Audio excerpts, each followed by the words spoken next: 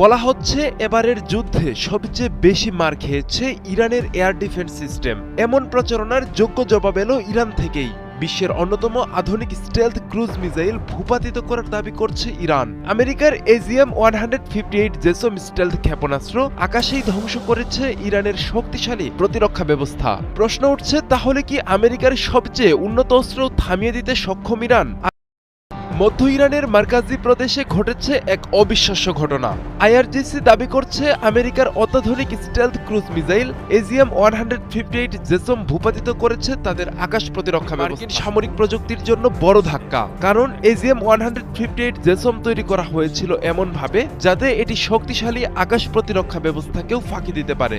মার্কিন বিমান বাহিনীর দীর্ঘপাল্লার হামলার অন্যতম প্রধান অস্ত্র এটি। মিসাইলটির বিশেষত্ব হলো রাডারে সহজে ধরা পড়ে না, নিচু দিয়ে উড়ে লক্ষ্যবস্তুতে পৌঁছায় এবং কয়েকশো মাইল দূর থেকেও নির্ভুল হামলা চালাতে পারে। এই মিসাইল তৈরি করা হয়েছিল মূলত ইরানের মতো দেশের প্রতিরক্ষা ব্যবস্থাকে ভেদ করার জন্য, কিন্তু ইরানের প্রতিরক্ষা ব্যবস্থা এই স্টেলথ অস্ত্রকেই থামিয়ে দিয়েছে।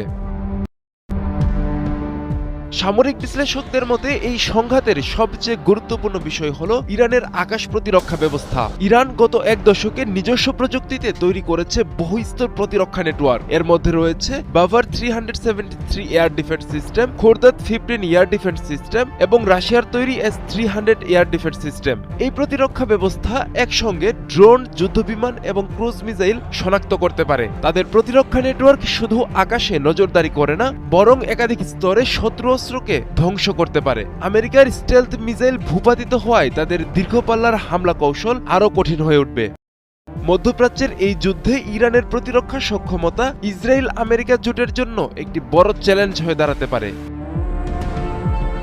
মার্চের শুরু থেকেই মধ্যপ্রাচ্যে তীব্র হচ্ছে সংঘাত। ইরানের পারমাণবিক স্থাপনা এবং ক্ষেপণাস্ত্র ঘাঁটিতে সমন্বিত হামলা চালাচ্ছে আমেরিকা ইসরায়েল জোট। কড়া জবাব দিচ্ছে ইরানও। ইসরায়েলের বিভিন্ন স্থাপনা সহ মধ্যপ্রাচ্যের মার্কিন সামরিক ঘাঁটিতে ক্ষেপণাস্ত্র হামলা চালিয়েছে ইরান।